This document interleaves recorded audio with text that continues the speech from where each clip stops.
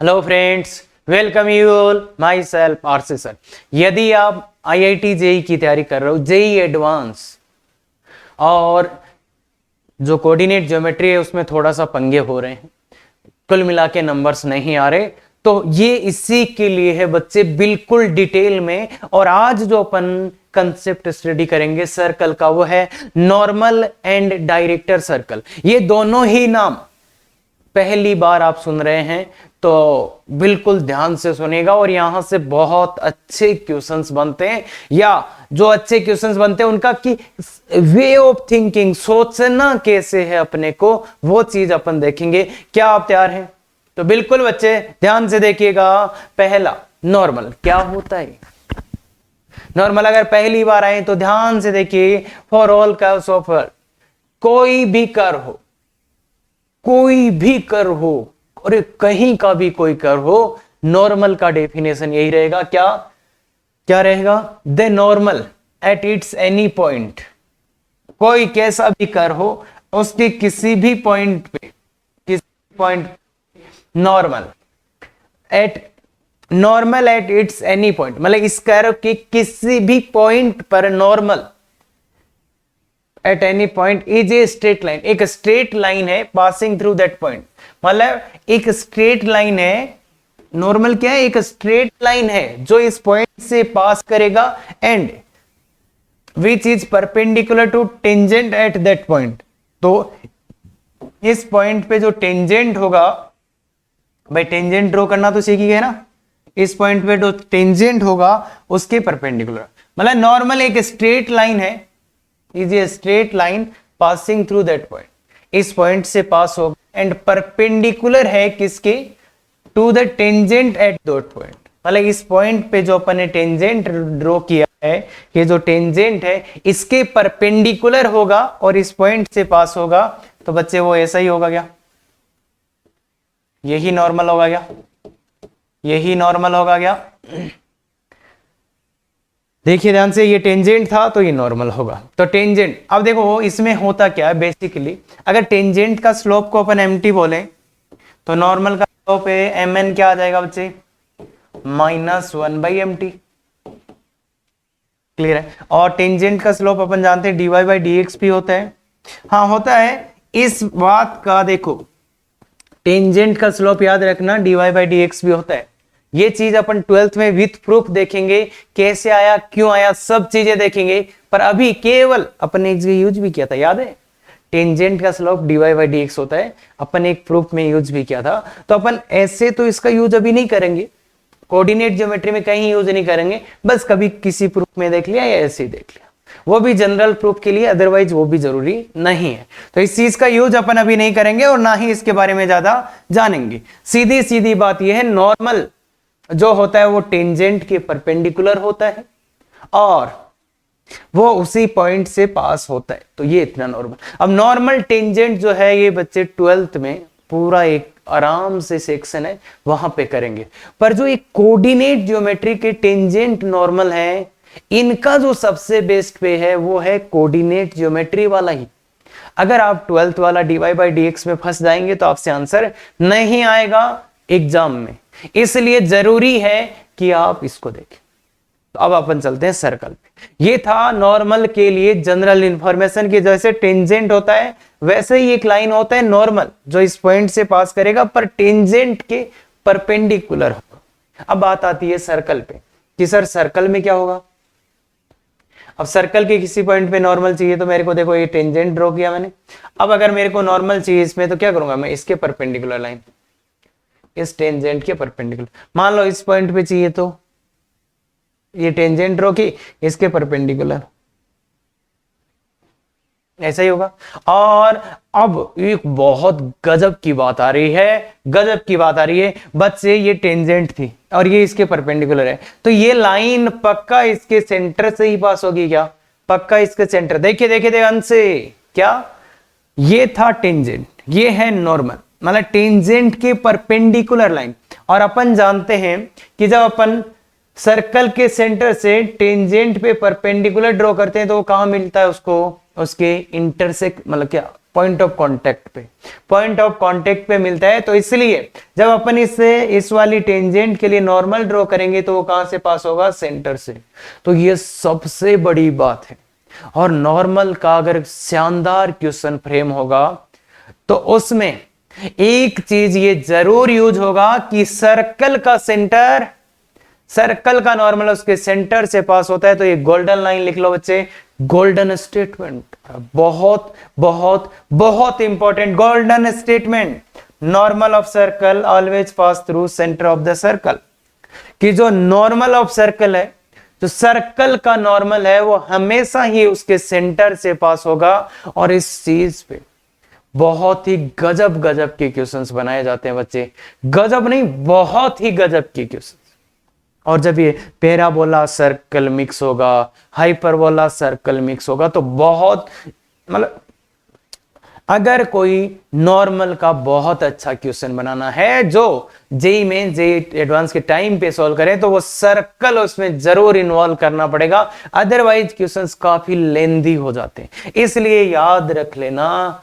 और अगर आपके पास ये चीज आएगी ना कि सर्कल का नॉर्मल है, और अगर आपने इस चीज का यूज नहीं किया, तो मोस्टली जो अच्छा क्वेश्चन होगा वो आपको नहीं होगा या बहुत टाइम बाद होगा। तो इसलिए इसको हमेशा, अरे पहला गोल्डन स्टेटमेंट है, अरे भाई लाइन पढ़ा दिया, पेयर ऑफ लाइन पढ़ा दी, ये गोल्डन पहला। तो ध्यान से, बहुत गजब चीज है बच्चे। अगर आज का लेक्चर आप देखने आए हो तो मैं तो ये बोलता हूं, अगर आपने ये लाइन भी यहां से आप रीड करके चले गए ना, तो ये मोर देन आपका मतलब सीधा सीधा एक क्वेश्चन सही करवा देगा एग्जाम में। तो इसलिए ध्यान से देख लो, इसको अप्लाई कैसे करना है तो उसका मैं बिल्कुल बहुत अच्छे अच्छे क्वेश्चंस कराऊंगा। तो अभी चलते हैं। तो find normal to the circle, find normal to the circle. इस सर्कल का नॉर्मल, बिल्कुल बेसिक वाले क्वेश्चन है, दो अच्छे वाले क्वेश्चंस पैराबोला और सर्कल मिक्स करके बनेंगे, है ना। तो ये तो बेसिक वाला क्वेश्चन है। Find normal to the circle, circle का नॉर्मल फाइंड करना है एट द पॉइंट। मान लो ये सर्कल है, इसकी पॉइंट एट पॉइंट, मतलब सर्कल के ऊपर ये पॉइंट। अरे भाई इसको सेटिस्फाई भी कर रहा है, देख लो। तो इस पॉइंट पे नॉर्मल का इक्वेशन चाहिए, तो मैं कोई टेंजेंट वेंजेंट के चक्कर में जाऊंगा ही नहीं। सर्कल का नॉर्मल चाहिए तो क्या जाऊंगा मैं, कि वो उसके सेंटर से पास होगा, वो उसके सेंटर से पास होगा, बस खत्म। ये नॉर्मल आ गया। देखिए बच्चे, मैं कोई पंगे में नहीं पड़ूंगा, वो डेफिनेशन अपन यूज करेंगे बाद में। अभी सर्कल का नॉर्मल चाहिए, बहुत सिंपल, कि वो उसके सेंटर से पास होगा, दैट्स ऑल। तो देखिए बच्चे, ये एक लाइन है जो इस और इस पॉइंट से पास होगी। तो इस लाइन का equation y minus y one equal to y two minus, अरे दो पॉइंट से पास होने वाली लाइन पता है ना, भूल भाल गए, क्या बात कर रहे हो। तो y minus y one zero, इसको ले लेते हैं x1 y1, तो जीरो, और y2 माइनस दिस, तो 2 minus zero upon 1 minus zero, तो y बराबर 2x, y बराबर 2x, y बराबर 2x आ जाएगा। क्लियर है क्या, y इक्वल टू क्या आ जाएगा, 2x आ जाएगा। ये वाला है। अब इसमें क्या बोला है कि सर्कल पे नॉर्मल का इक्वेशन चाहिए फ्रॉम पॉइंट। फ्रॉम लिखा है मतलब ये एक्सटर्नल पॉइंट है, और वैसे चेक भी कर सकते हो आप, ये पॉइंट कहाँ है, सर्कल के बाहर का पॉइंट है, सर्कल के बाहर का पॉइंट है बच्चे। और तो नॉर्मल चाहिए तो क्या, वो नॉर्मल सी 0 0 से तो पास होगा ही होगा, तो बस खत्म। इस वाली लाइन का इक्वेशन चाहिए। देखिए बच्चे, इसने बोला था इस पॉइंट से पास होने वाला नॉर्मल चाहिए, तो इसलिए इस पॉइंट से तो वो पास होगा ही होगा, और इसके सेंटर से भी पास होगा। तो क्या बात है, लिख सकते हैं y minus y one equal to x minus x one into y two minus y one upon x2 minus x1, तो y बराबर x। क्या बच्चे ये बात क्लियर है, तो आराम से लिख सकते हैं, क्या कोई प्रॉब्लम नहीं आएगा। अब अगर आपको ये बोल दिया जाए कि एक सर्कल की नॉर्मल का इक्वेशन लिखो जिसका स्लोप है, तो भी हो जाएगा ना। आपको तो अपनी तरफ से एक ही बात लिखनी है कि अगर नॉर्मल पूछ रहा है सर्कल का, तो सीधी बात बोलो ना, क्या, कि वो उसके सेंटर से पास होगा, दैट्स ऑल। एक लाइन होता है जो सर्कल के सेंटर से पास होगा, तो अपना काम हो जाएगा। क्या बात क्लियर है, बिल्कुल। चलिए तो बच्चे, अब बहुत ही गजब, पहली बार सुन रहे हैं क्या होता है डायरेक्टर सर्कल। और पहली बार में ही काम खत्म कर देते हैं। जितना अपने यूज आएगा वो पहली ही लाइन में खत्म हो गया है। For all second degree curves, किसके लिए? सभी सेकेंड डिग्री कर्व के लिए। अरे सर मतलब और पैराबोला हाइपरबोला सब में? हाँ बिल्कुल सब में खत्म हो गया है इसका डेफिनेशन पहली लाइन में ही। क्या कि ये जो डेफिनेशन है वो किसके लिए बच्चे? सभी के लिए। पैराबोला हाइपरबोला इलिप्स सब में लगेगा। अरे बहुत सी चीजें, और ये 4 बार और आएगा अभी, तो एक बार ध्यान से देख लो इसका डेफिनेशन क्या है, तो आगे आगे बहुत बेनिफिट होगा। तो for all second degree curves क्या है? Locus of point of intersection of two perpendicular tangents. क्या बच्चे? टू परपेंडिकुलर टेंजेंट्स है, उनके इंटरसेक्शन पॉइंट का लोकस। देखो locus of point of intersection, locus है किसका? Point of intersection. किसका पॉइंट ऑफ इंटरसेक्शन? दो परपेंडिकुलर टेंजेंट्स की। दो परपेंडिकुलर टेंजेंट्स ले लोगे तो उनके इंटरसेक्शन पॉइंट का जो लोकस आएगा उसी को क्या बोलते हैं बच्चे? Director circle. अरे बहुत सिंपल है। डायरेक्टर सर्कल का डेफिनेशन, दो परपेंडिकुलर टेंजेंट्स के इंटरसेक्शन पॉइंट का लोकस किसी भी कर्व के, मतलब किसी भी सेकेंड डिग्री कर्व के लिए डायरेक्टर सर्कल क्या होगा? दो परपेंडिकुलर टेंजेंट्स के इंटरसेक्शन पॉइंट का लोकस क्या कहलाएगा? Director circle. क्या ये बात क्लियर है? Director circle. अब कोई बोले इस वाले सर्कल का डायरेक्टर सर्कल क्या होगा, तो उसको फाइंड करने की कोशिश करते हैं, और दो मेथड बताऊंगा और दोनों ही बहुत इंपॉर्टेंट है। एक मेथड तो सर्कल के लिए बेस्ट है और दूसरा मेथड जनरल है जो सब में यूज कर पाएंगे अपन। क्या ये बात क्लियर है? तो बिल्कुल पहला मेथड, क्या बच्चे आप लोकस निकाल सकते हो? क्या बोला है? ए सर्कल रहा, इसकी दो टेंजेंट्स ड्रॉ करो जो परपेंडिकुलर हो। जो कैसी हो बच्चे? परपेंडिकुलर। ये एंगल 90 डिग्री हो, ठीक है? परपेंडिकुलर समझते हैं ना भाई? ये एंगल कितना हो बच्चे? 90 डिग्री। तो ये एंगल 90 डिग्री। तो इस पॉइंट का लोकस चाहिए, तो इस पॉइंट का लोकस चाहिए, तो इस पॉइंट को एच को के मान लेते हैं, और लोकस चाहिए तो एक कंडीशन चाहिए होगा। तो कंडीशन के लिए मैंने क्या कर देना है? इससे इस पे परपेंडिकुलर ड्रॉ कर देना है और इसको मिला देना। तो ये कितना हो जाएगा बच्चे? 45। क्यों 45? क्यों 45? हाफ हाफ होगा ना भाई? अरे ये एंगल आधा आधा होगा, बिल्कुल होगा। और इसको मैं नाम दे देता हूं सी, जो कि है 0 0 इस सर्कल के लिए, और इसका नाम दे देता हूं। तो अगर आप ट्राइंगल पीएसी की बात करोगे मेरे सामने, तो मैं क्या बोलूंगा कि sin 45 equal to this AC upon PC। AC upon PC। sin 45 means 1/√2 equal to AC। AC मतलब इसका रेडियस। AC देखो रेडियस है क्या भाई? AC का वैल्यू तो रेडियस के इक्वल है, तो AC equal to A upon PC। P और C पॉइंट के बीच का डिस्टेंस, क्या ये लिख सकता हूं मैं? बिल्कुल। इसको थोड़ा सिंप्लीफाई कर लेते हैं भाई। h² प्लस k² का square root equal to √2a। थोड़ा और सिंप्लीफाई करेंगे तो क्या? स्क्वायर कर दो, h² plus k² is equal to √2a का स्क्वायर। लॉकस ही निकालना है तो h की जगह x रखते हैं और k की जगह y रखते हैं, तो ये √2a आ गया। इसको थोड़ा और, अच्छा बाकी ये भी ठीक है, ये भी ठीक है, ऐसे भी आप लिख सकते हो, तो कोई भी बात नहीं, ये आ जाएगा। तो बहुत ही आसानी से अपना आंसर आ जाएगा। क्या बच्चे? बहुत ही आसानी से। देखो लोकस चाहिए था इस पॉइंट का, सीधा सीधा ज्योमेट्री का यूज किया, बहुत सिंपली आ गया, बहुत सिंपली आ गया। ये एक तरीका, मतलब इसका डायरेक्टर सर्कल क्या होगा? ऐसा होगा।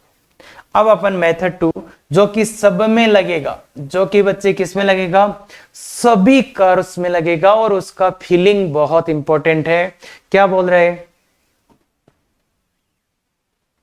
दो टेंजेंट्स के इंटरसेक्शन पॉइंट का लोकस चाहिए और उनके बीच में एंगल 90 डिग्री। तो देखिए बच्चे, इस पॉइंट का लोकस चाहिए मेरे को, यही बात है। तो देखिए बच्चे, अगर ऐसा हो रहा हो कि एक्सटर्नल पॉइंट से टेंजेंट्स ड्रॉ किए जा रहे हो, तो मैंने क्या बोला था? जब कभी भी आपको एक्सटर्नल पॉइंट से टेंजेंट्स ड्रॉ करने की बात आए, तो आप क्या कर सकते हो भाई? इस पॉइंट से टेंजेंट ही ड्रॉ हो रही है और लॉकस निकालना है तो कंडीशन अपने को पता है क्या, m1 m2 है ना, ये m1 m2, तो कंडीशन तो अपने को पता है m1 m2 क्या होगा, -1। भाई इस बार अपन m1 m2 के बारे में बातें करेंगे और फिर m1 m2 -1 लिख देंगे। तो एक्सटर्नल पॉइंट से टेंजेंट चाहिए तो सबसे पहले बच्चे स्लो फॉर्म में मान लो y = mx plus minus a times √m² + 1। Clear है क्या बच्चे बात? रखो यहाँ पे, फिर इसको यहाँ सेटिस्फाई कराते हैं तो k = mh plus minus a। अब इसका सॉल्व करके m के वैल्यूज लाने होते हैं और m के वैल्यूज ही चाहिए अपने को, तो इसको सॉल्व कैसे करते हैं, k - mh का whole square equal to a² × m² + 1। अब थोड़ा इधर m में क्वाड्रेटिक बना देते हैं, m² h² a² है तो ये m² h² - a²। भाई थोड़ा सा इतना कष्ट कर सकते हैं क्या आप, इतना कष्ट कर सकते हैं क्या कि इसको इधर सिंप्लीफाई करके लिख लें? बिल्कुल सर, बिल्कुल सर। तो ये आ गया बच्चे, इस वाली इक्वेशन के दो रूट्स होंगे, वो होंगे m1 m2। अरे भाई m में क्वाड्रेटिक है, रूट्स आएंगे वो किस वाली के रूट्स होंगे, यहां से m के दो वैल्यू आएंगे, वो एक इस वाली स्लोप का, इस वाली टेंजेंट का स्लोप, एक इस वाली का। अब अपने को कंडीशन लगाना है m1 m2 - लोकस लाने के लिए, तो m1 m2 -1 कैसे आएगा, m1 m2 कितना वैल्यू आ रहा है m1 × m2 का, c/a। क्वाड्रेटिक जानते हैं ना, अरे product of roots, c/a, c का वैल्यू है ये बाई a, तो c/a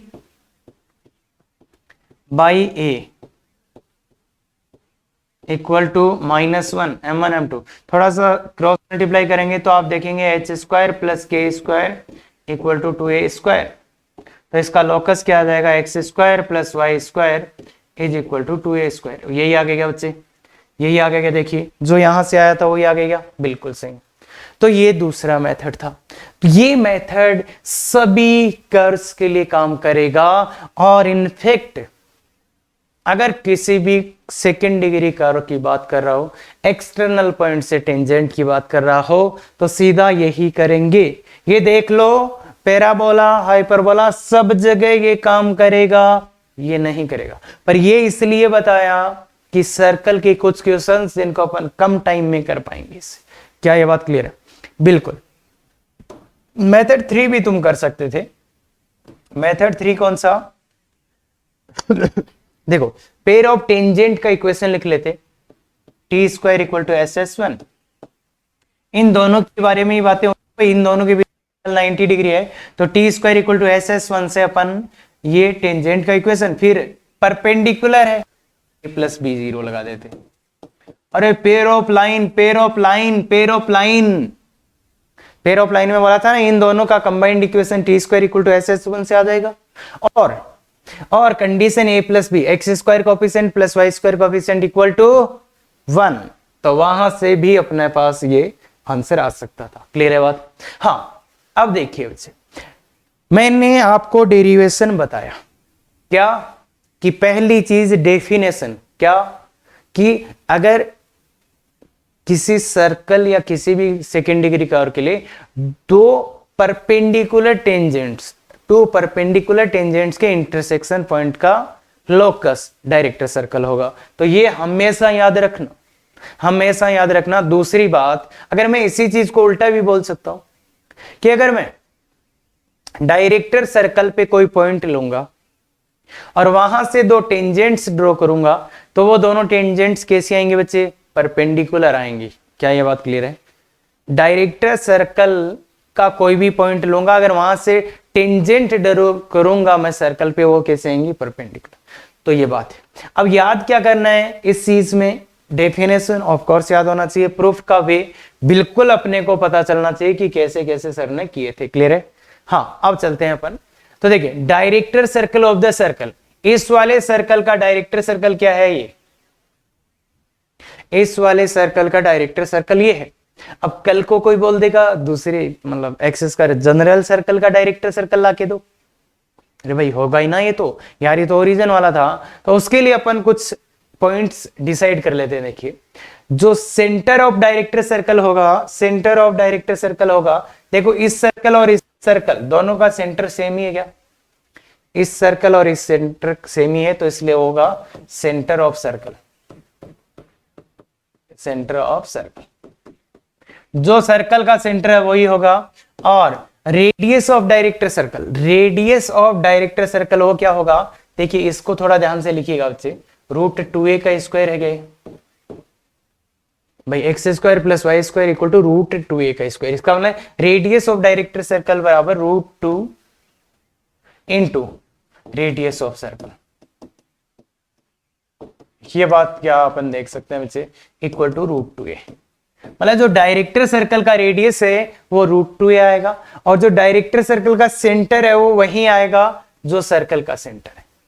तो इस बात को अगर अपन ध्यान में रखते हैं तो फिर अपन किसी भी सर्कल का डायरेक्टर सर्कल लिख पाएंगे।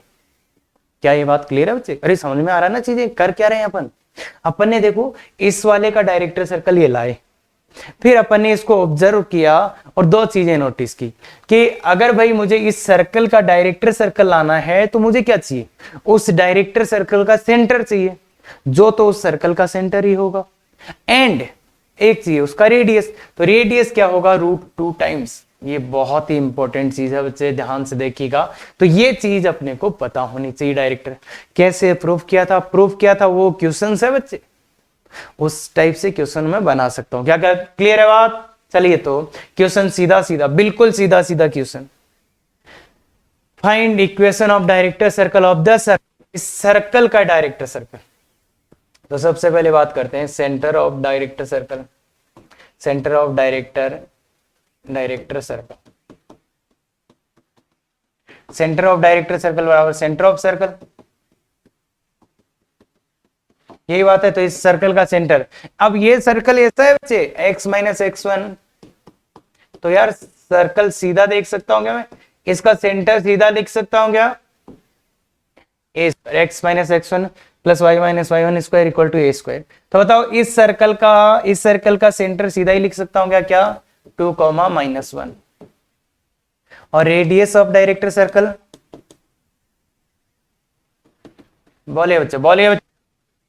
यार मुझे थोड़े बोलना पड़ेगा, √2 टाइम्स इंटू ए का वैल्यू कितना है, देखो a स्क्वायर इक्वल टू 2 है, तो a का वैल्यू कितना है √2, a का वैल्यू कितना है √2, तो इसलिए हो जाएगा √2 इंटू √2 तो 2। तो इसलिए सर्कल, डायरेक्टर सर्कल का इक्वेशन क्या हो जाएगा, डायरेक्टर सर्कल का इक्वेशन क्या हो जाएगा, x - x1 का whole square plus y - y1 का होल स्क्वायर इक्वल।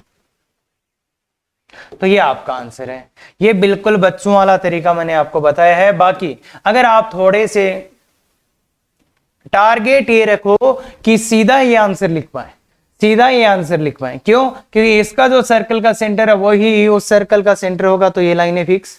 और फिर ये रेडियस है, तो उसका ये अगर ये a स्क्वायर है तो वो क्या होता है 2, तो 2 इंटू ए स्क्वायर का वैल्यू पुट कर दो तो 2 इंटू 2 4 आ जाए। समझ गए क्या? तो कोशिश ये करो कि अपन यहां से यहां सीधा लिख पाए। क्लियर है बच्चे? क्या बात क्लियर है? बिल्कुल। तो चलिए आगे वाला क्वेश्चन करते हैं फिर। Find equation of direct. बच्चे ये क्वेश्चन तुम समझो यार, और क्वेश्चन का आंसर बिल्कुल निकाल लो। अरे निकाल लो, मजे आ जाएंगे, तुम्हें खुद को ही मजा आ जाएगा करके। Find equation of director circle of the circle whose normals are this and this. एक सर्कल के बारे में इंफॉर्मेशन दी जा रही है पहले। तो सर्कल के दो नॉर्मल्स दिए जा रहे हैं, मतलब एक सर्कल है उसके दो नॉर्मल। एक नॉर्मल है 2x - 3y + 12 = 0। दूसरा नॉर्मल है x + 4y - 5 = 0। तो देखिए बच्चे, जो नॉर्मल होंगे दोनों ही नॉर्मल सर्कल के सेंटर से पास करेंगे, दोनों ही नॉर्मल सर्कल के सेंटर से पास करेंगे। हाँ अच्छा, अभी भी यूज आ गया उस चीज का, ध्यान से देखो, नहीं तो कुछ नहीं होता। नॉर्मल करते रहो तुम, कुछ नहीं होना। तो इसलिए वो चीज अगर याद है कि सर्कल का नॉर्मल उसके सेंटर से पास होगा, तो देखिए दोनों नॉर्मल सर्कल के सेंटर से पास होंगे। दैट मींस इन दोनों का इंटरसेक्शन पॉइंट, इन दोनों का इंटरसेक्शन पॉइंट क्या आ जाएगा, सेंटर आ जाएगा। तो इन दोनों का इंटरसेक्शन पॉइंट कैसे निकालें? तो देखो बच्चे, दोनों इक्वेशन को सोल्व करके निकालना है। थोड़ा अच्छा निकालना चाहते हो तो ऐसे कर लो, 2x + 8y -10। अब इसमें से इसको माइनस कर दो, इसमें से इसको माइनस कर दो, तो देखो क्या मिलेगा, 2x से 2x गया, इसीलिए 2 से मल्टीप्लाई किया था रे, कोफिशिएंट सेम बना। इसमें से इसको माइनस करो तो 8, तो 11y माइनस 22 इक्वल टू 0। तो y का वैल्यू कितना आ गया बच्चे, 2। y का वैल्यू 2 आ गया। y का वैल्यू 2 यहां पुट करोगे तो x का वैल्यू कितना आएगा, y का वैल्यू 2 पुट करो तो 8, तो x का वैल्यू आ जाएगा -3। अगर y का वैल्यू 2, तो इसलिए इस सर्कल का सेंटर क्या आ गया बच्चे, -3,2। ये आया इस सर्कल का सेंटर, सर्कल का सेंटर। और इस सर्कल का एरिया कितना है, देखो दिया ना, पाई a स्क्वायर इक्वल टू 49 पाई, तो पाई से पाई कट जाएगा, a स्क्वायर इक्वल टू 49, तो a इक्वल टू 7 आ गया। मतलब इस सर्कल का सेंटर आ गया, इसका रेडियस सही, सर्कल का सेंटर और रेडियस आया। अब अपन चलते हैं डायरेक्टर सर्कल के बारे में। तो बताओ बच्चे, डायरेक्टर सर्कल, डायरेक्टर सर्कल की बातें करते हैं तो उसका सेंटर क्या होगा, उसका सेंटर, डायरेक्टर सर्कल का सेंटर वही होगा जो इसका है, तो माइनस। रेडियस क्या होगा बच्चे, रेडियस क्या होगा, √2 इंटू ए। अरे भाई √2 टाइम्स होता है, तो बताओ 7√2, 7 अरे बच्चे ये तो पता चल रहा है ना किसी को, ये तो नहीं है 7 यहां लिखोगे तो सर √2 इंटू, हाँ बिल्कुल सर, तो आंसर लिख दीजिए। सेंटर रेडियस आ गया तो डायरेक्टर सर्कल का रेडियस x + 3 का होल स्क्वायर प्लस y - 2 का whole square equal to a square, इसका स्क्वायर करेंगे तो 98 आ जाएगा। 49 इंटू 2 98, तो यही। क्या बच्चे समझ पाए, क्या बच्चे आप समझ पाए। और जो जादू था वो इस नाम का था नॉर्मल, कि इसको अपन कैसे यूज कर पाएंगे। क्या ये बात क्लियर है, बिल्कुल 100%। हाँ सर, बहुत बढ़िया। चलिए आगे वाला क्वेश्चन। अब ये जो 2 क्वेश्चन है ना, बहुत ही गजब के क्वेश्चन है। आगे वाले 2 क्वेश्चन करेंगे, बस केवल 2 ही क्वेश्चन करने, बहुत ही गजब के क्वेश्चन है। तो मैं चाहता हूं इस क्वेश्चन का आंसर आप खुद लिखें, खुद लिखें और बहुत अच्छे से लिखें बच्चे। और क्या करना है ये आपको पता है, तो इसलिए पहले मैं मेथड 1 से करता हूं। पहले मैं आपको मेथड 1 बताऊंगा। मेथड 1 है, for circle find locus of point, for circle find locus of points from where angle between tangents are 60 degree. मतलब टेंजेंट्स के बीच का एंगल कितना है, 60 डिग्री। ऐसे पॉइंट्स का लोकस फाइंड आउट अपने को करना है। बताइए बच्चे, तो आप बोलोगे सर टेंजेंट के बीच का एंगल 60 डिग्री है। अच्छा सर इस पॉइंट का लोकस ही है, सर इसको एच के मान लेते हैं। अच्छा सर एक कंडीशन चाहिए, तो सर अपन क्या करेंगे, सर वो आप करते थे ना, यहां से यहां ड्रॉप कर देंगे, सर यहां से यहां, तो ये सर 30 डिग्री हो जाएगा। बिल्कुल सही बोला यार, आधा हो जाएगा। और ये सर ए है, ये सी है, तो सर अपन वही कर देंगे साइन 30 डिग्री, साइन 30 डिग्री बराबर AC अपॉन PC। अरे कुछ गड़बड़ कर दिया यार अपन ने, तो भाई सी इसको देते हैं अपन जनरली, सर्कल के सेंटर को सी मानते हैं और इसको ए मानते हैं। तो AC अपॉन PC, तो साइन 30 कितना होता है, 1/2 AC कितना बच्चे, AC इसका रेडियस कितना है, 2 है ना बच्चे इसका रेडियस, तो 2 अपॉन PC मतलब इन दोनों पॉइंट्स के बीच का डिस्टेंस x। यही करते हैं बच्चे, तो h square plus k square का under root is equal to 4, तो स्क्वायर कर दो, x square plus y square equal to 16। समझ गए क्या। अरे लोकस निकालना था, h की जगह x और k की जगह y, तो ये आंसर। तो ये आंसर, कोई दिक्कत किसी को होना नहीं चाहिए मेरे हिसाब से। क्या किसी को प्रॉब्लम है, क्या सबका आंसर ये आ रहा है, बिल्कुल सही, बहुत बढ़िया। तो देखिए बच्चे, स्टार्ट यहां से होता है, और ये चीज मैं बहुत बार बोल चुका, अगर 2 लाइंस है तो उनके बीच में बच्चे हमेशा ही 2 एंगल होंगे। अगर 2 लाइंस है तो उसके बीच में हमेशा ही 2 एंगल होंगे। इसलिए ये सिचुएशन भी हो सकता है कि दोनों टेंजेंट्स के बीच में ये वाला एंगल भी तो 60 हो सकता है। किसी ने बोला था क्या आपको कि ये 60 लेना है, इसने तो ये बोला था कि टेंजेंट्स के बीच में एंगल कितना आएगा, 60 डिग्री। इसने तो यही बोला था टेंजेंट्स के बीच में एंगल 60 डिग्री आएगा, तो 60 डिग्री ये हो सकता है। आपने ये बोला क्यों, अरे भाई ये भी हो सकता है, कोई सा ही एंगल 60 हो सकता है। 2 टेंजेंट के बीच में 2 एंगल होंगे, इसलिए इसलिए बच्चे ये वाला एंगल भी 60 हो सकता था और ये भी, तो ये वाला केस भी लेना पड़ेगा। अगर ये 60 है तो बच्चे ये कितना हो गया 120, और बस अब वापस से निकालना है आंसर। तो क्या करोगे सर, इसका आंसर निकालना तो यहां से इस पे परपेंडिकुलर डाल देंगे और इसको मिला देंगे, तो ये वाला एंगल कितना आ जाएगा, ये 60 आ जाएगा ना, ये 120 60, और ये सी है बच्चे 0 0, और ये तो वैसे sine 60 equal to AC upon PC, सीधा सीधा वैल्यू पुट करते हैं, √3/2 रेडियस 2 और h² प्लस k स्क्वायर। समझ में आ रहा है ना, समझ में आ रहा है ना। तो h² plus k square equal to 4/√3, square कर दो तो x² plus y² equal to 16/9, 3 आएगा बच्चे, इससे क्या नहीं। तो ये दो आंसर आएंगे बच्चे इस क्वेश्चन के, ये और ये दो आंसर आएंगे। ध्यान से देखो, तो कई बार सर्कल के क्वेश्चंस में बच्चे क्या कर देते हैं, ज्योमेट्री लगाते हैं पर वो हाफ ज्योमेट्री लगा देते हैं, आधा ही क्वेश्चन सॉल्व करके आ जाते हैं। तो ऐसे में आपका पूरा क्वेश्चन ही गलत हो जाता है आईटी एडवांस में। तो ध्यान रहे बच्चे, अगर ज्योमेट्री लगा रहे हो तो पूरा लगाओ। अब तुम बोलोगे सर आपने तो ऐसा बना दिया, और ये क्वेश्चन ऐसा है बच्चे, बहुत सी जगह इसका आपको एक ही आंसर मिल भी सकता है, पर जो कि साफ साफ गलत है, क्योंकि इसके तो दो आंसर आएंगे। इसीलिए मैं इस क्वेश्चन को दूसरे मेथड से भी कराऊंगा, सो दैट कहीं ऐसा डाउट ना हो जाए कि सर ऐसा जरूरी नहीं, इसलिए दूसरे मेथड से भी मैं करा रहा हूं इसी क्वेश्चन को। तो क्या कोई दूसरा मेथड आप सोच सकते हैं इसके लिए? सेम क्वेश्चन है, सेम क्वेश्चन है, बोलिए बच्चे, क्या कोई दूसरा मेथड आप सोच सकते हैं इसके लिए? तो देखो बच्चे, अगर मेरे को पता चला कि भैया बात हो रही है टेंजेंट्स की, कहां से, एक्सटर्नल पॉइंट से। अगर एक्सटर्नल पॉइंट से टेंजेंट्स की बात हो रही है, अगर एक्सटर्नल पॉइंट से टेंजेंट्स की बात हो रही है, हाँ, और उन टेंजेंट्स के बीच में एंगल कुछ बोल रहा है 60 है, तो मैं क्या करता हूं ना, मैं इन टेंजेंट का स्लोप ले आता हूं, m1 m2 ले आता हूं, और वो tan theta equal to m1 minus m2 वाला फॉर्मूला लगा देता हूं, tan theta equal to m1 minus m2। क्यों ऐसा कर सकते हैं ना भाई, टेन थीटा बराबर दो लाइंस के बीच में एंगल ही ऐसा होता है। तो मतलब एक्सटर्नल पॉइंट से टेंजेंट की बात हो रही है, तो बच्चे क्या लिख दो, y equal to mx plus minus a times and root m square plus 1। ये पॉइंट सेटिस्फाई करा दो, k इक्वल टू mx। यही बात है क्या बच्चे? बिल्कुल यही बात है सर। अब इसको इधर लाके स्क्वायर करना पड़ेगा ना भाई, तो a² m² प्लस 1। थोड़ा सा अच्छे से अरेंज कर सकते हो क्या?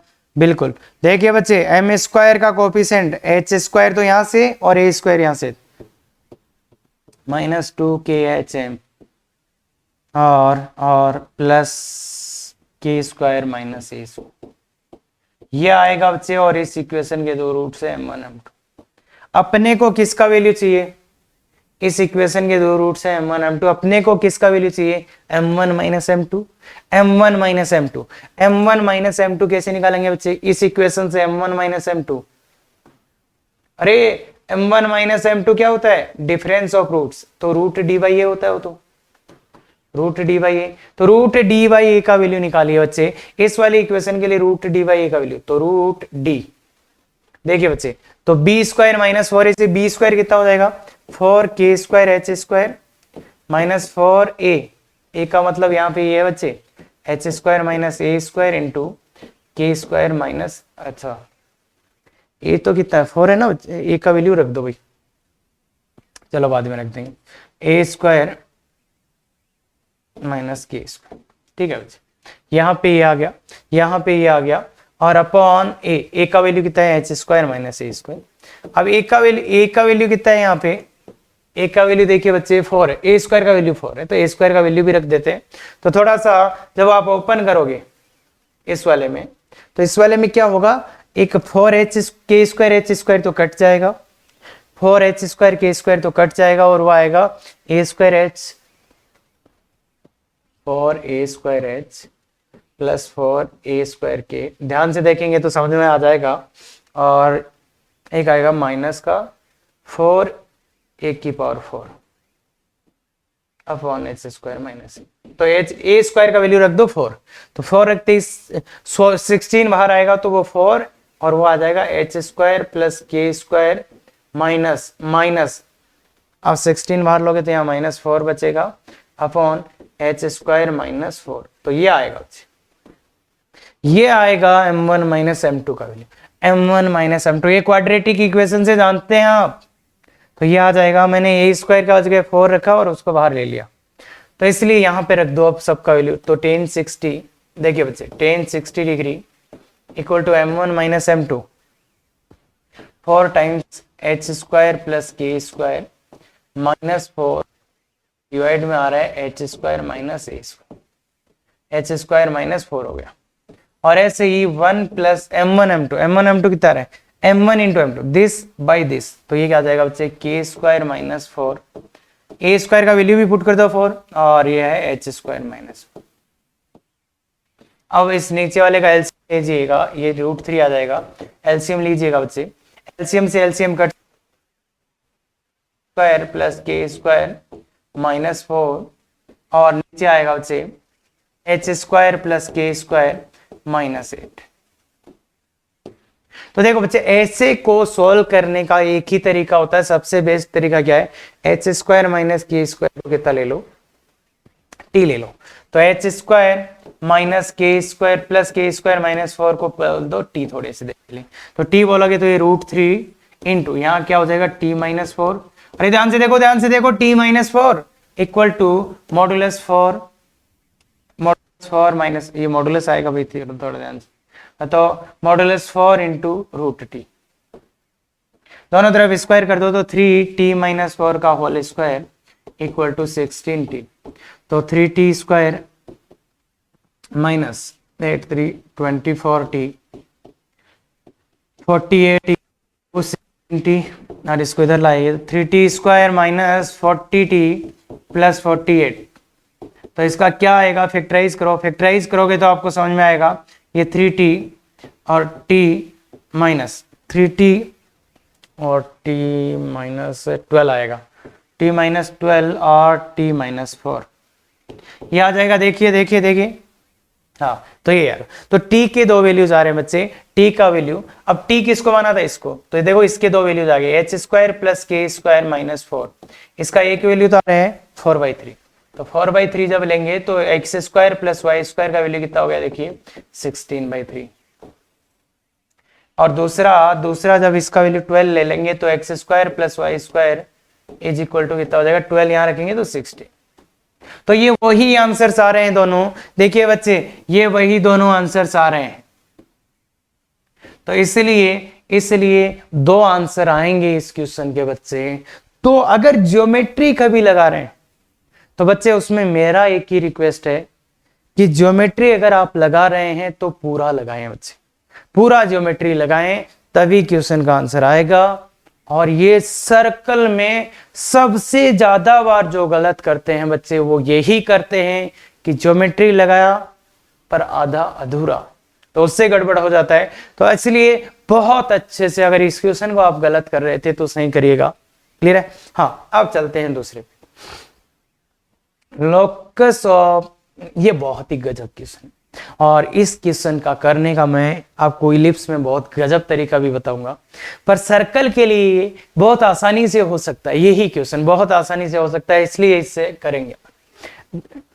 The locus of point of intersection of the tangents, मतलब किसका लोकस, ये locus of point of intersection of tangents to the circle at points whose, to the circle, इस सर्कल पे at points whose parametric angles differ by 60 degree, जिनके parametric angles में difference कितना होगा, वो 60 डिग्री का। इसको इधर लिख लो यार, सर्कल को यहां लाके लिख लेना भाई। Locus of the point of intersection of tangent to the circle at points whose parametric angles differ by 60 degree, मतलब पैरामेट्रिक एंगल्स में डिफरेंस कितने का हो बच्चे, 60 डिग्री का हो। तो बहुत गजब से देखिएगा, अब पैरामेट्रिक एंगल, अरे एंगल देखा था ना अपन ने, वो जैसे इस पॉइंट का इस सर्कल पे अपन लिखते थे तो एक कोस थीटा एक साइन थीटा आता था, याद है, ये थीटा था। तो ये इसका मान लो थीटा एंगल बन रहा था ये, तो अगले का कितना चाहिए 60 प्लस थीटा। क्यों? मतलब इन दोनों में डिफरेंस कितने का होना चाहिए 60 प्लस थीटा का। तो मतलब पैरामेट्रिक एंगल समझ गए क्या कि यहां वाले का थीटा है तो यहां वाले का 60 प्लस थीटा, तो ऐसा कुछ चाहिए। तो मतलब क्या है, मैं डायग्राम बनाता हूं, आप पहले खुद से कर लो बच्चे, अब समझ गए होंगे, आप नहीं समझे तो डायग्राम देख के बनाइएगा खुद से। ये है नहीं क्या करा, एक पॉइंट ये है और एक पॉइंट ये, इन दोनों के पैरामेट्रिक एंगल्स का डिफरेंस मतलब इन दोनों के बीच का थीटा कितना है 60 डिग्री। मतलब ये देखो ये एक है ये दूसरा है, तो इन दोनों के जो बीच का डिफरेंस है वो कितना दिया है 60 डिग्री। मतलब इस पॉइंट और इस पॉइंट P और Q इनके पैरामेट्रिक पॉइंट्स का डिफरेंस कितना है 60 डिग्री। अब क्या बोला गया है कि यहां पे टेंजेंट्स ड्रॉ की गई, उनके इंटरसेक्शन पॉइंट P का लोकस ये, तो मैं उसको H के मान लेता हूं, उस पॉइंट को H के मान लेता हूं। तो देखिए बच्चे अगर पैरामेट्रिक पॉइंट है तो ये 90 ये 90 क्लियर है, और ये कितना हो जाएगा, अगर ये 90 ये 90 ये 60, अरे टोटल 360, तो 90 90 180 हो गया, तो ये 60, तो यहाँ पे क्या होना पड़ेगा इसको 120 डिग्री। अब तो अपन बहुत आसानी से ला सकते हैं, अब तो अपन बहुत आसानी से ला सकते हैं इसका, कैसे, इसका बहुत आसानी से कैसे ला सकते हैं, इसको यहाँ से मिला दो, इसको यहां से मिला दो, तो अभी तक करते आ रहे थे, ये एंगल कितना होगा 60 डिग्री, तो वही साइन 60 डिग्री कौन से में लगा रहे हैं, अच्छा यार पी क्यू दे देगा, ए बी दे देते, कौन से में लगा रहे हैं साइन 60 डिग्री। ठीक है, इसी ट्राइंगल में पीबीसी में ट्राइंगल पीबीसी में, अरे वही पीछे वाला ही तो क्वेश्चन बन गया, यहाँ पे एंगल 60 डिग्री आ गए, इसका लोकस ही है, इसका लोकस ये, और यहाँ पे एंगल 60 डिग्री है, तो sine 60 degree equal to BC upon PC, तो साइन 60 √3/2 इक्वल टू BC तो रेडियस है क्या, इस सर्कल का रेडियस कितना है A अपॉन PC, इसका सेंटर 0 0 है, तो ये PC कितना आ जाएगा √h² प्लस k², तो इसको थोड़ा सिंप्लीफाई कर लीजिए बच्चे, √h² plus k² equal to कितना जाएगा 2a/√3। देखिए बच्चे 2a/√3, अरे क्रॉस मल्टीप्लाई किया स्क्वायर कर दो, h² plus k² equal to 4/2 करा है, तो बस x² plus y² equal to 4/3। तो समझ में आता है क्या, सेम वैसा ही क्वेश्चन है, बाकी ऐसा क्वेश्चन अगर अपने पास एलिप्स और हाइपरबोला में आएगा तो ये बहुत खतरनाक क्वेश्चन होगा और काफी इंटरेस्टिंग क्वेश्चन भी होगा वो, अगर आप उसको कर पाए तो बिल्कुल। तो यहां पे ये आराम से हो जाता है सर्कल की ज्योमेट्री से, बाकी वहां नहीं होगा। तो आज जो देखा ना बच्चे, और हमेशा एम ये होता है कि बच्चों को वो चीजें सिखाई जाए जो एडवांस में जब वो पेपर सोल्व कर रहे हो मेंस या एडवांस, तो उस टाइम उनके काम आए, या जो बच्चे जैसे 6 साल से ऑफलाइन पढ़ा रहे हैं तो वो पता चलता है कि बच्चे क्या क्या गलती कर रहे हैं, तो उसके हिसाब से फिर ये वीडियोस बनाए जा रहे हैं। क्या बात क्लियर है? बिल्कुल। और ये देखिए अपना डीपीपी अच्छे से सॉल्व करिए, ये आंसर की है। फिर भी दिक्कत आए लाइव क्लास ज्वाइन कर सकते हो इस गूगल मीट का ये कोड यूज करके, कब, मंडे को 8:15 बजे। हाँ, अगर ऐसे वीडियोस आपको पसंद आते हैं तो बिल्कुल बच्चे शेयर, सब्सक्राइब और लाइक करना ना भूलें, और अपने उन फ्रेंड्स को जरूर बताएं जो कोचिंग में पढ़ रहे हैं और उनको दिक्कत आ रही है। तो thank you very much, effective तैयारी करो।